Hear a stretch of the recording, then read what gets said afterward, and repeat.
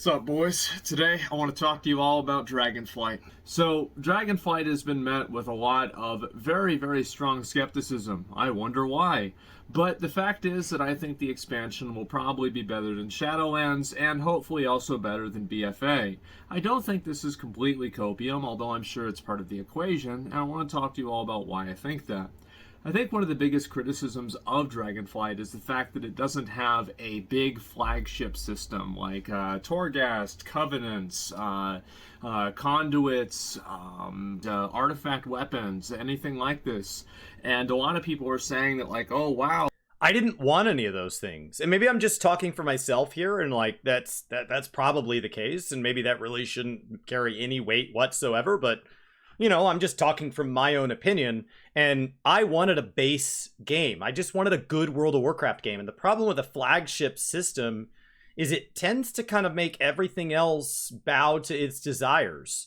And so that means that if that flagship system doesn't feel good at the beginning, middle, or end of its life cycle, everything else doesn't feel good. It also means that that content tends to age very poorly, and that while playing that content, doing legacy content outside of that content can sometimes feel really goofy. I specifically wanted a good World of Warcraft game. oh, the expansion is doomed because it doesn't have one of these.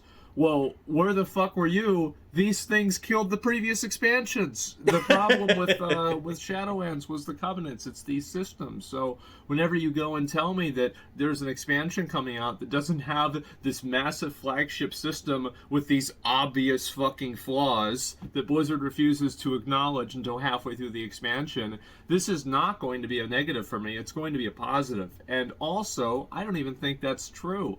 I'm happy with my new talent tree. I am. I think that it's interesting, it's fun. So, yes, I'm very positive about it because there's not the addition of a bunch of systems that are being shipped with obvious flaws to be fixed later for content. I also think that focusing on making the foundation of the game a lot better is really what Blizzard should have been doing probably 5 years ago, 10 years ago, because the game kind of has just evolved in like such a dramatic way over that time. I mean, of course it has. That's the problem with the flagship systems, is they take so many resources. It's not that I don't think flagship systems are cool, but if you start to talk about these things like covenants and all that, they take so much effort. And then you lose sight. Now you don't have the ability to try to cater to each portion of the player base and focus on like how actual people play the actual game on a day-to-day experience because you're too busy managing the current system. And then based on Preach's interview, the upcoming flagship system. So if you play WoW, if you are not even max level, you are still being affected by these talent trees. If you are max level, you get to change and do these talent trees differently. If you're a PvPer, you have the same talent tree, minus a handful of other ones, of course, for PvP talents. But in general, the talent trees are the most transformative change Blizzard has made in the game in a very, very long time. And I think that it goes to show some degree of positivity. I think really what Dragonflight needs to do, and I've said this for a while, is that Blizzard needs to scale back and think about making the game better. I think it will take 2 or 3 expansions.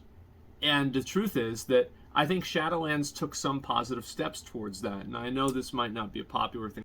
The problem with this opinion, which I agree with wholeheartedly, is that there is no way to see 2 to 4 years into the future without just waiting 2 to 4 years. And so like with the changes to the loot system, until we're in Mythic Plus, until we're in the raids, as a community, whether or not you individually engage in those things, you're not there. And so until you're there, we just have to wait and see. So there are a lot of things that it's like, do I think this could be an expansion that becomes a good one, followed by another good one? Yes, I don't see any reason based on interviews and what we've seen so far that that couldn't be true. Do I think that this could be a great initial expansion launch that afterwards falls apart and the next expansion launch they make some big mistakes? Absolutely. I don't see any evidence saying that that could not happen, that it's impossible. And so all you can do is wait and see. And there's no fun in that. There's no hype. And so when you look at things like clickable thumbnails and all these exciting takes, it's more fun when somebody he is talking about why this is the savior of insert game A here, or it's the death of insert game B there, it's more fun. But this is a very reasonable response. Like, just, yeah, I think this is good. Keep going. So overall, I think that it will take them a number of expansions to really kind of get the game back on a positive trend, and I do think that Shadowlands took some of those steps, and I think that Dragonflight continues to take those steps. Dragonflight continues to remove borrowed power and instead give it back to the player, and then give players more agency in changing their talents. And I also want to mention here that with the new talent trees, there is absolutely no unnecessary collision. There is no unnecessary friction here. You can just simply change your talents whenever you feel like, and that's all there is to it. And I think that's very admirable, especially depending on what happened with Covenants and Conduit Energy and Azerite weapons and shit like that. Yeah, we went through respecs and stuff back in the day, and they kind of like worked up to, you know, like if you'd never respec, it was like free, and then it was cost a little, and then it cost a little, and it kind of acted as this gold sink. But what it ultimately did was it didn't end up being something that made the choice feel like it mattered. I had friends who played across multiple specs. It just became something they had to farm for. So I think this new way of like being able to share a build, dude, you got to try this build out. It's so fun, and insert this type of content here. Oh, but then when on raid night, you're going to switch back to the build you already know works for you, or that you've been doing. I think it's really nice. It makes me feel like as the systems start to come out, as I get past just engaging in open world casual content, which the first couple weeks of an expansion, that's all I really want to be doing. But when I start drilling down on these systems, and when Mythic Plus does end up being a bigger portion of my time, and when I have this character set foot in PvP, it would be really nice to feel like I can make those changes on the fly. And it's really nice knowing that I don't have to make any sacrifices now to make sure that I have the ability to try that content later. When I want to try it, I'll just try it. I'll just hop in. And so I'm not like accidentally building a wall between me and any other version of the way I could play this game 2 weeks from now, 2 months from now, and so on. Azerite armor, etc., right? And artifact weapons even. So yes, I think this is a very, very big positive. I'm very happy to see this, and I think that people experimenting and trying different builds, etc., is the type of gameplay that the game should provide. What I hope to see more of in Dragonflight is making things account-wide. I think that making people farm like different types of systems, etc., where you're it's like a quest line or like some sort of grind, making players do this on 2 characters, I don't really think is a very big positive. I feel like there is no benefit to the player to making somebody repeat a grind for a second character. And a lot of it is, right? So this is filmed from him before the expansion launched. And like I can tell you, the first alt I brought over to the Dragon Isles, my mount, I leapt off the ship, and it was great. It was great. There are still some things that aren't. And so like when I kill a rare spawn and it drops some random piece of gear, and so I've got all the things open off to the side, and it goes and drops some crossbow off of Sharpfang, which I have killed. Had the crossbow dropped, that wouldn't help me. And then if I come over and I play on my hunter and I kill Sharpfang and the leather pants drop that my druid could use, that won't help me. And so then you've got this weird friction there. And so there are still some clumsy things. I think at this point, Renown, the account-wide is a boost, is really neat. They could have been a lot more aggressive with it. Clearing the story a second time on a second character is a choice. More of the things like choices. There's a Tuskar quest where I get to like tell them a story, and then they say different, they end up telling the story back to me. And so if those things come along, then making sure that my dialogue box notes which one I haven't chosen, and then there's kind of a collect them all achievement, so that the people who are like completionists are getting something out of the replayability, but ultimately making that wildly optional. Wildly optional. It was a massive step in the right direction. As I start to dive into having a second character go through this, it was a massive step in the right direction. But his complaint, days before the expansion, absolutely does ring true in a handful of ways. Argument that like it's enjoyable to do through gear, but other than gear, I think that farming reputations multiple times, farming renown multiple times, farming through end-game systems, like things like conduits, covenants, and stuff like this. This is not really fun to do twice. Essence is in BFA. So I hope that Dragonflight really focuses on creating more content for players through having alts. Because this is the way that a lot of people used to play the game, and they used to make alts whenever they ran out of things to do on their main character. So overall, I think it's a big positive to give people the ability to play different classes and be able to experience different things in the game. See the game through a different lens, through a different light, and see it through different eyes. And you do that through also making the classes interesting, unique, and giving them different advantages and disadvantages. I think that the truth is that with class fantasy, one of the biggest things that emphasizes class fantasy, and this is an unfortunate reality, but I do think that it's true, is things that classes are not good at. Giving people the ability to play classes that are dynamic, fun, interesting, and that they have control and agency over, I think is a much bigger W than a lot of people might imagine. Because thinking about your class and about different talent choices you're going to make, I feel like a game wins whenever you think about it while you're at Taco Bell. Whenever you're not playing the game and you're thinking about playing the game, that means that you're dealing with a very good game. And the more that they have these systems and decisions that players can make, the better the game will be, because people will be thinking about it and enjoying it more, because they can do things. I know that this is a very common thing, or of course everybody can clearly go and just look it up and pick the best build, and that's it. And of course they're going to do that. A lot of people always did that. But I think the illusion of choice is still better than no choice. And I do think... And they still debated, right? Especially if the forums got it from 200 possible builds down to the best 3. They still debated those 3. And sometimes it wasn't a best 3. Sometimes it was, in a raid, we could kind of split it into this build was good for these 6 of the fights, and this build was good for the last bits of the fights. And the differences between those builds might be really minor. It might be a simple talent swap or something like that, or you're starting to optimize for which trinket it is. And trinkets do fundamentally change the way you play your class in many cases in World of Warcraft, as opposed to something like Final Fantasy. And so that debate, even once you agree, like, okay, I'm just going to do the top end thing on raid night, but like, what am I going to do when I'm open world questing? What am I going to do when I'm in dungeons with my friends? How did that build change across the course of an expansion? And did I prefer an earlier one? So I'm doing the new one that's best so I can get the best numbers, but we can have that debate. So those debates outside a game even exist for the people he's saying, like, it's fun, but it's not everybody. It's fun, and even when I was in that other group, I still had that same debate. At least I did.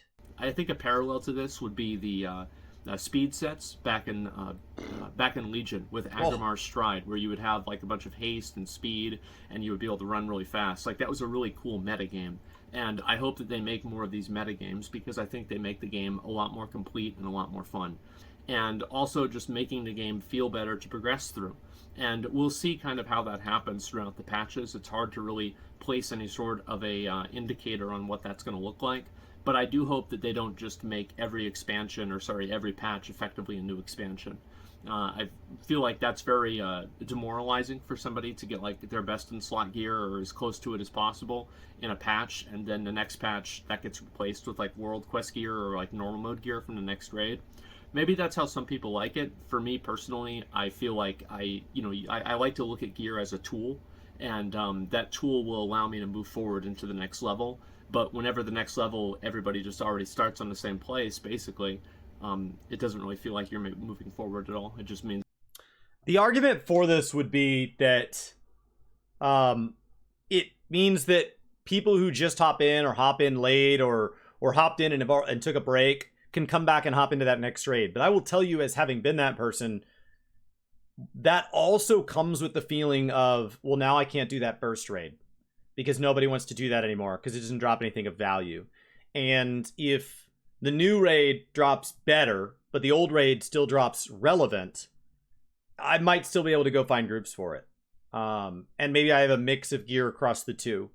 And so, like, I would prefer old raids to be a little more capable of acting kind of like, normals and heroics, where there's something about it that's still relevant, instead of like, literally we just build an entire new game on top, where now the quests sit above the old raid. And so, like, why would you ever run the old raid? If you don't have the gear for the new raid, you should be basically starting the expansion over. You should be questing and then running dungeons and then back into raiding. And, like, that just makes it feel like, oh, did I miss it? Because I thought we were still in the same expansion that I started. I just took a break and played another game or had something going on in my personal life. I didn't realize that point ones were entire expansions. And so, like, it made Shadowlands for me a game that, like, once I disengaged once, I didn't re-engage.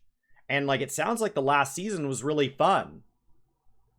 Didn't affect me, because once I fell off the train, it was really demoralizing to hop back on.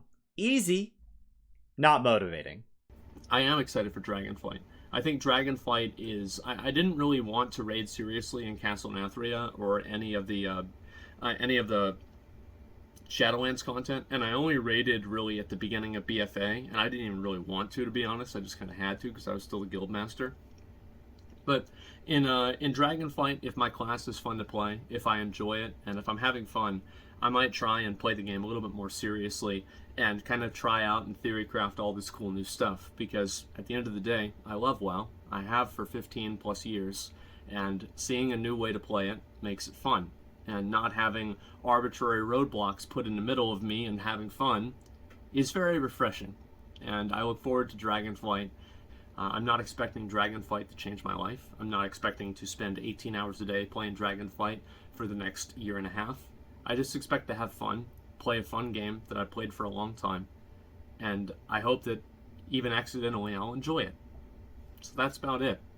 I think that, you know, playing other games over the years has really kind of helped me have a much healthier outlook and expectation on WoW and video games, and I just really hope that Dragonflight is fun.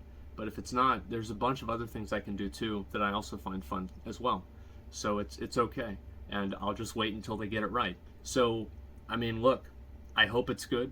I look forward to playing it. If it's not, I'll survive. It'll be okay. So yeah, I'm excited for Dragonflight, new WoW expansion. I love WoW. Hopefully it's fun. That's all there is to it. A few moments later. What's up, boys? Today I want to talk to you about Dragonflight, my first impressions with the expansion. Usually, the problems with the expansions do not manifest themselves until a couple of weeks into the first season, a couple of months into the expansion. Then you start to see where the problems are. But we're at that good point right now in the game where the truth is that it doesn't really seem like it's that bad. It's actually kind of fun, if you can imagine that. I went through the leveling process. I'm level 70 now. I've gotten a few pieces of epic gear, but I do want to say that this is in no way, shape, or form a review or a comprehensive evaluation of the expansion. It's just simply my impressions of it playing the game. The in-game cinematics with like the character models and the rigging that they have for facial expressions, etc. And you can see this explicitly with Kalagos, is way better. It is like fucking insane how much better it is than it was last expansion, and even more so than the expansion before that. You know, it doesn't look as I don't know, as fake, I guess you could say, and it just was really, really good. And I think actually the stories of the different zones was a lot better. I jump game to game, and before he continues on there, I will say that the rigging was a massive improvement over where it's been in the past. This game is still going to be a game that makes its art style very, very, very pronounced, and that is filled with pros and cons. The pros are that it ages very well. Content that is 10 years old does not look as different as other art styles. They age better. You can see it when they're side by side, but when you're just in the old zones with the old items on, you know, and there's old character models, it's fine. It's fine.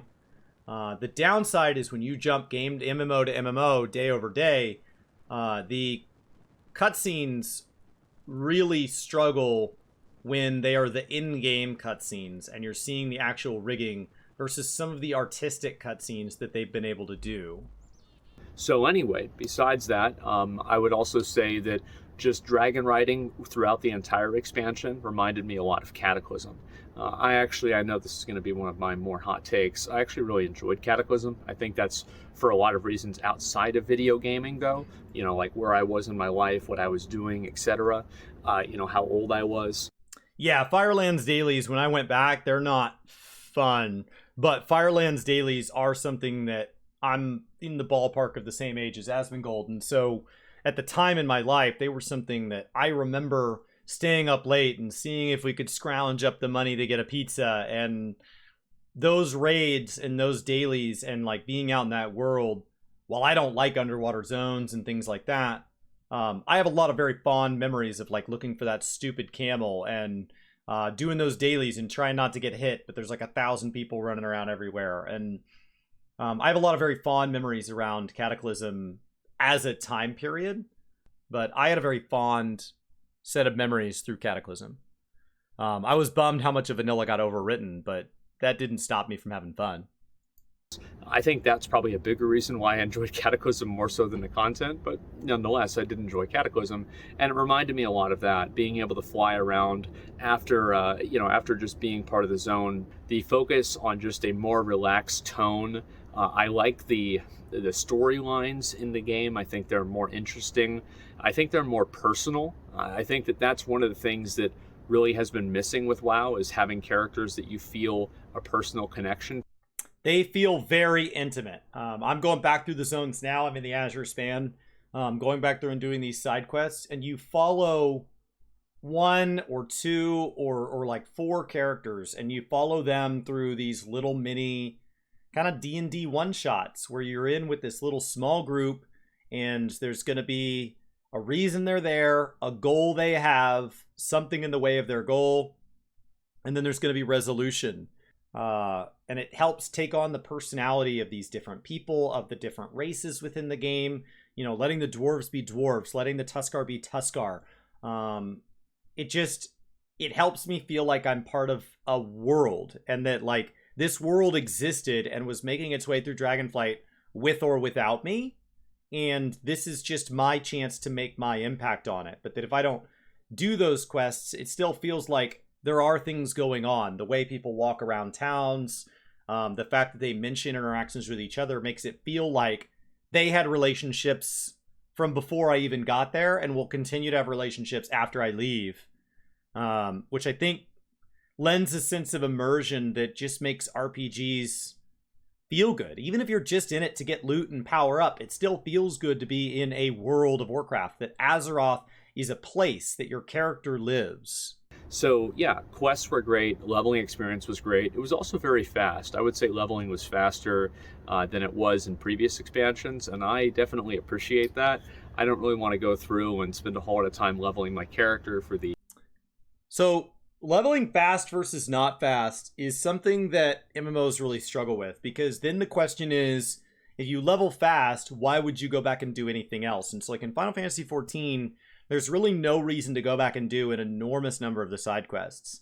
Guild Wars, they've made experience so fast relative to the overall experience, and there's nothing leveling-wise after level 80 that they added whole systems on top. And so your experience falls into a mastery system. The zone completion helps give these big loot rewards.